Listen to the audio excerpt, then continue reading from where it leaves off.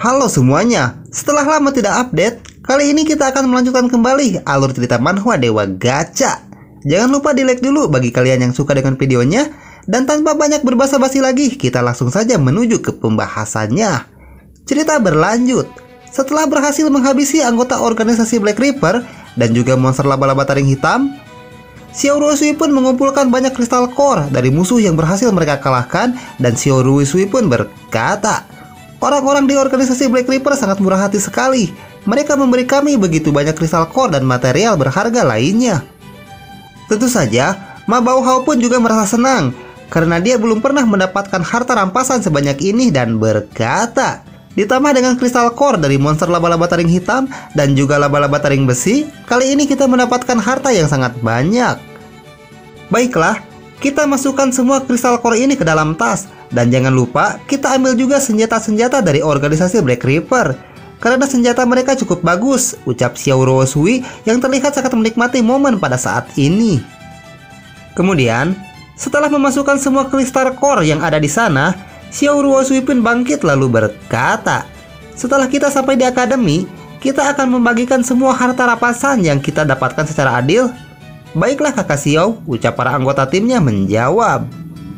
Karena Ma Baohao yang memiliki kemampuan fisik yang paling kuat di antara mereka, dia ditugaskan untuk membawa kotak yang berisikan muatan monster laba-laba taring hitam. Dan Ma Baohao pun berkata, serahkan kotak besar ini kepadaku. Ayo kita kembali ke akademi karena misi kita telah terselesaikan. Sementara Guo Tansen dan Guo Ling, mereka bertugas membawa senjata dari organisasi Black Reaper yang lebih ringan. Dan mereka pun berkata, akhirnya kita bisa kembali pulang ke akademi. Aku merasa sangat lega setelah semua yang kita lalui di Dark Forest ini. Tapi Lin Xiu tidak ikut kembali dengan mereka untuk pulang ke akademi di Pine Sanctuary. Dia berkata, kalian kembalilah dulu, karena aku memiliki urusan yang harus aku selesaikan terlebih dahulu di sini. Memangnya, apa yang ingin kau lakukan? Ucap Xiao Ruosui bertanya kepadanya. Ma Baohao pun langsung terpikirkan sesuatu dan wajahnya berubah menjadi panik lalu berkata, jangan-jangan kau berniat untuk mengambil bunga lotus es api seorang diri. Hentikan niat bodohmu itu, karena itu sangat berbahaya. Chu Xiu pun langsung membantahnya dan berkata, tidak. Aku sama sekali tidak berniat mengambil bunga lotus es api itu, karena aku sama sekali tidak peduli. Aku hendak mencari seseorang yang sedang berada di Dark Forest ini. Mencari seseorang? Siapa orang itu? Ucap Ma Baohao kembali bertanya kepadanya. Kemudian, Xiao Ruosui yang sudah mengetahui orang yang akan dicari oleh Lin Xiu, dia menjadi sangat kesal dan berkata, Lin Xiu, apakah kau berniat untuk mencari rubah betina itu? Jangan pikir aku tidak mengetahuinya, karena teman-teman sekelasmu mengatakan semua itu kepadaku. Mendengar itu, Lin Xiu pun langsung membayangkan wajah teman-temannya yang bermulut besar dan berkata di dalam hatinya, dasar anak-anak itu, mari kita lihat hadiah apa yang akan aku berikan kepada mereka setelah aku kembali ke akademi. Xiao Ruosui pun memutuskan untuk tetap berada di sana dan berkata kepada Ma Baohao, Ma Baohao, kau kembalilah ke akademi dan pimpinlah yang lainnya. Aku akan tetap berada di sini untuk menemani Lin Xiu. Kenapa kau juga malah tidak ikut pulang bersama kami dan malah menyerahkan tugas merepotkan itu kepadaku? Ucap Ma Baohao yang merasa sangat terkejut. Kemudian, Ma Baohao pun langsung merangkul tangan Lin Xiu dan dengan wajah yang terlihat sangat kesal dia berkata, aku akan menemani Lin Xiu untuk mencari seseorang dan aku harus mengawasinya agar dia tidak membahayakan nyawanya sendiri demi rubah betina itu. Dan Lin Xiu pun langsung merasa malu karena Xiao Ruosui merangkulnya seperti itu sehingga wajahnya pun berubah menjadi merah.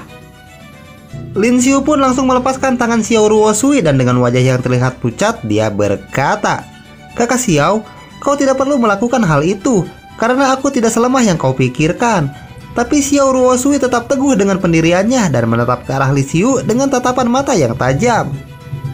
Dan akhirnya Xiao Ruosui pun menemani Lin Xiu untuk mencari Luoyi yang sedang berada di Dark Forest, lalu berkata kepada anggota timnya, kalian pulanglah lebih dulu dan Ma Baohao akan memimpin kalian dalam perjalanan pulang, jadi patuhilah instruksi darinya. Karena tidak memiliki pilihan lain lagi, Ma Baohao pun hanya bisa menerima perintah dari Xiao Ruosui dan berkata, kakak Xiao, apakah kau benar-benar ingin meninggalkan kami? Menurutku, Mereka seperti sedang ingin berkencan dan tidak ingin ada orang lain yang mengganggunya, ucap Guo Tansen sambil melihat ke arah mereka berdua yang pergi menjauh. Guo Ling pun menyuruh mereka untuk menyerah saja dan berkata, "Kalian menyerahlah saja, ayo kita kembali ke Akademi Dipan Santuari terlebih dahulu. Karena jika dia sudah memutuskan sesuatu, tidak ada yang bisa mengubah keputusan dari kakak Xiao." Ma Baohao pun langsung menghela napas panjang setelah mendengarnya. "Baiklah, ayo kita pulang dan berharap mereka berhasil menemukan orang yang sedang mereka cari," ucap Guo Ling sambil berjalan menuju ke gerbang Dark Forest.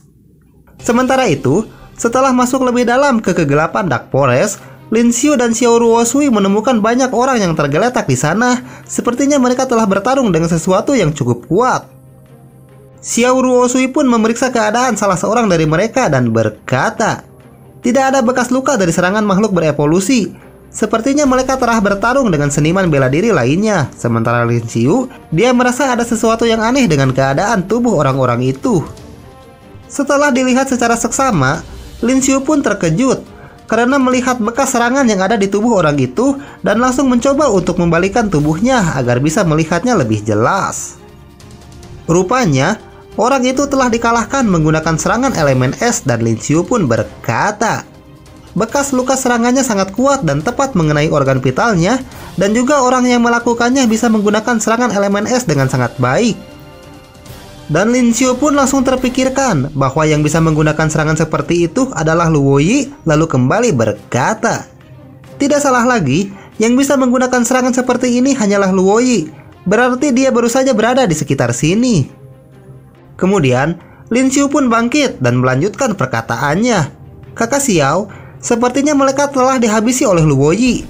Karena semua luka yang ada di tubuh mereka sama, yaitu tewas dalam sekali serangan menggunakan serangan elemen es." Xiao Ruosui pun cukup terkejut setelah mendengarnya. Lalu, di saat Lin Xiu memeriksa area sekitar sana, dia melihat sesuatu yang tergeletak tidak jauh dari tempatnya berada dan kembali berkata, "Mustahil, bukankah itu adalah miliknya?" Rupanya, Lin Xiu melihat pedang Luo Yi yang tergeletak di tanah. Tidak salah lagi, itu adalah pedang milik Luo Yi. Sebenarnya, apa yang telah terjadi di tempat ini dan kemana perginya Luo Yi? Ucap Lin Xiu yang merasa sangat mencemaskan keadaan Luo Yi. Dan Lin Xiu pun langsung mengambil pedang itu. Sementara Xiao Ruosui berkata, "Apakah kau yakin itu adalah pedangnya?"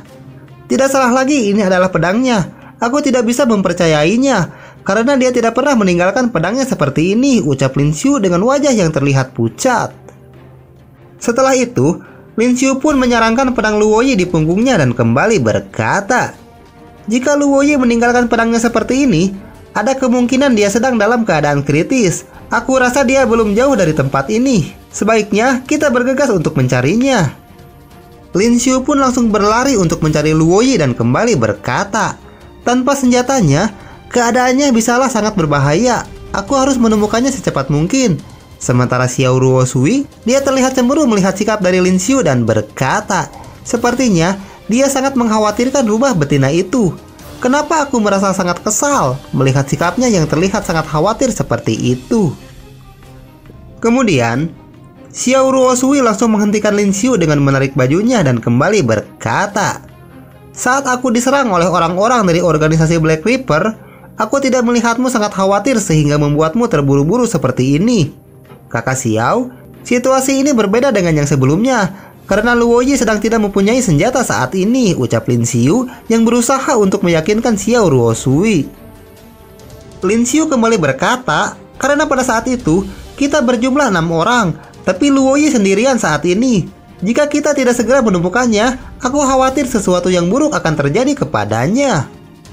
Mendengar Lin Xiu yang tetap akan mencari Luo Yi tanpa berpikir panjang, Xiao Ruosui pun akhirnya mau membantunya. Meskipun masih merasa kesal, dia berkata, "Baiklah, aku tidak akan menggodamu lagi.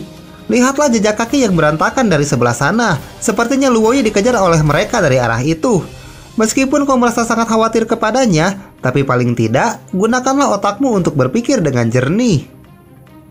Melihat jejak kaki yang ditunjukkan oleh Xiao Ruosui kepadanya, Lin Xiu pun berkata, "Kakak Xiao, kau sungguh sangat luar biasa, bisa membaca situasi di saat sulit sekalipun." Xiao Ruosui menjawab, Kau pikir siapa aku ini? Aku adalah seniormu yang sangat berpengalaman. Xiao Ruosui pun langsung menghela napas dan kembali berkata, sayang sekali para junior sepertimu tidak bisa melihat bakatku dengan baik. Tapi sekarang kau sudah mengetahuinya, jadi perlakukanlah aku seperti harta karun. Sementara itu di dalam kegelapan hutan, terdengar suara seseorang yang sedang bertarung. Dan tampaknya orang itu sedang terpojokkan oleh banyak orang yang sedang mengejarnya. Tentu saja, Lin Xiu pun langsung mengajak Xiao Ruosui untuk pergi ke sana dan berkata, kakak Xiao, apa kau juga mendengar sedang terjadi pertarungan di sebelah sana? Ayo kita pergi ke sana untuk melihat siapa yang sedang bertarung itu. Xiao Ruosui pun langsung berlari mengejar Lin Xiu yang pergi menuju ke arah sana terlebih dahulu dan berkata, Lin Xiu, tidakkah kau mendengar suara auman makhluk berevolusi? Di sana bukanlah pertarungan antara seniman bela diri. Kalau memang seperti itu, kita tanyakan kepada mereka, apa mereka pernah melihat Luoyi ataupun orang yang sedang mengejarnya, ucap Lin Xiu sambil terus berlari menuju ke tempat pertarungan. Sementara itu, terlihat seorang yang sedang diserang oleh makhluk berevolusi, sehingga dia langsung terpental ke belakang sambil berteriak kesakitan dengan keras. Tubuh orang itu pun menghantam salah satu pohon yang ada di sana, setelah dia tidak mampu menahan serangan makhluk berevolusi yang sedang dihadapi olehnya. Rupanya, yang sedang dihadapinya adalah monster banteng yang cukup besar, di mana dia terlihat sangat marah dan berlari dengan cepat untuk kembali menyerang orang yang telah berani memasuki teritorial miliknya. Kemudian, sekilas terlihat tangan Lin Xiu yang menarik tubuh orang itu dengan cepat sebelum monster banteng itu kembali menyerangnya, dan orang itu pun cukup terkejut karena tiba-tiba saja ada seseorang yang menariknya. Dan benar saja, monster banteng itu langsung menghantamkan tanduknya ke arah batang pohon yang sebelumnya dengan sangat keras, tapi orang yang diincar olehnya sudah berhasil ditarik dari sana. Tentu saja, orang itu sangat berterima kasih kepada Lin Xiu. Dia berkata, terima kasih banyak karena kau telah menyelamatkan nyawaku. Tidak usah dipikirkan, aku hanya kebetulan lewat di tempat ini, ucap Lin Xiu sambil tersenyum kepadanya. Melihat mangsanya sudah tidak berada di sana, monster banteng itu menjadi sangat marah dan mengaum dengan sangat keras setelah Lin Xiu mengganggu pertarungannya. Kemudian, karena sekarang monster banteng itu menargetkan dirinya, Lin Xiu pun langsung bersiap mengeluarkan teknik tombak burung phoenix miliknya untuk menghadapi monster banteng yang sekarang menargetkan dirinya. Tentu saja, monster banteng itu sangat terkejut setelah Lin Xiu membakar tubuhnya, dan monster banteng itu pun langsung meraung kesakitan dengan sangat keras. Sementara Lin Xiu sedang bertarung melawan monster banteng, mereka pun langsung menolong orang yang tadi diserang olehnya dan berkata, Zhang Yao, apakah kau baik-baik saja? Sementara orang di belakangnya, mereka terkejut dengan teknik milik Lin Xiu. Teknik macam apa yang sedang digunakan oleh orang itu? Dia malah menyulut kemarahan dari monster banteng berbulu hitam, ucap orang di sebelahnya. Kembali lagi ke pertarungan, Lin Xiu terlihat bersemangat menghadapi monster banteng berbulu hitam dan berkata, makhluk besar, mari kita lihat, apakah api milikku ini bisa membuatmu menjadi banteng panggang. Dan Lin Xiu pun terus menyerang monster banteng berbulu hitam itu menggunakan teknik burung piniknya secara bertubi-tubi, sehingga si monster banteng pun tidak memiliki kesempatan untuk menyerang balik ke arah Lin Xiu. Karena saking panasnya energi spiritual api milik Lin Xiu, membuat orang-orang yang berada di sana kepanasan. Mereka berkata, apa-apaan ini? Kenapa suhu api miliknya sangat panas sekali? Cepat menyingkir dari sana. Jika tidak, kita bisa terbakar hidup-hidup, ucap temannya menambahkan. Dan akhirnya, karena tidak kuat menahan suhu api dari teknik burung pinik milik Lin Xiu, monster banteng berbulu hitam itu pun tumbang setelah dibakar hidup-hidup oleh Lin Xiu. Tapi Lin Xiu merasa heran, karena meskipun monster banteng bulu hitam itu berhasil dikalahkan olehnya, tetapi tidak muncul notifikasi dari sistem, dan Lin Xiu pun berkata di dalam hatinya, aneh sekali, kenapa tidak ada pemberitahuan dari sistem setelah aku berhasil menghabisi makhluk ini? Apakah makhluk ini sedang berpura-pura mati agar aku berhenti untuk membakarnya? Tapi apakah makhluk berevolusi sepertinya memiliki kecerdasan sampai-sampai dia bisa berpikiran seperti itu, ucap Lin Xiu di dalam hatinya. Kemudian Lin Xiu pun menoleh ke belakang karena pimpinan kelompok orang-orang itu yang berambut gondrong berkata kepadanya, temanku, Terima kasih banyak atas bantuanmu. Tapi monster banteng berbulu hitam itu terluka oleh saudara-saudara kami setelah mereka berusaha dengan keras. Dan secara kebetulan, kau hanya memanfaatkan saja saat dia sudah menjadi lemah. Karena si gondrong bertele-tele kepadanya, Lin Xiu pun bertanya, "Terus, apa yang sebenarnya ingin kau katakan? Langsung saja ke intinya, jangan banyak berbasa-basi seperti itu kepadaku." "Apakah maksudmu yang sebenarnya? Kau ingin memiliki kristal core yang ada di dalam monster banteng berbulu hitam ini?" ucap Lin Xiu yang merasa sangat kesal sambil menunjuk ke arah si gondrong. Si gondrong pun langsung tersenyum mendengarnya dan kembali berkata, "Tepat sekali, kau memanglah seorang pria yang cerdas. Tapi karena aku bukanlah orang yang pelit, aku tidak akan membiarkanmu pulang dengan tangan kosong setelah semua usaha yang telah kau lakukan. Jadi kami akan memberikanmu kulit dari monster banteng berbulu hitam ini." Tapi Lin Xiu yang sangat serakah itu, tentu saja dia tidak mau memberikan kristal core kepada mereka dan berkata di dalam hatinya, "Kau ingin bersaing denganku untuk mendapatkan kristal core dari monster banteng berbulu hitam ini? Kau benar-benar seorang pria yang sangat berani. Lagi pula, monster banteng berbulu hitam itu belumlah mati." Sambil mengeluarkan aura intimidasinya, Lin Xiu pun tersenyum karena terpikirkan rencana jahat di pikirannya dan berkata, "Karena kau yang menghabisi monster banteng berbulu hitam ini, kau boleh mengambil kristal core yang ada di tubuhnya, dan aku tidak akan berdebat denganmu." Tapi sebelum mereka mengambil kristal core dari monster banteng berbulu hitam itu, ceritanya pun bersambung.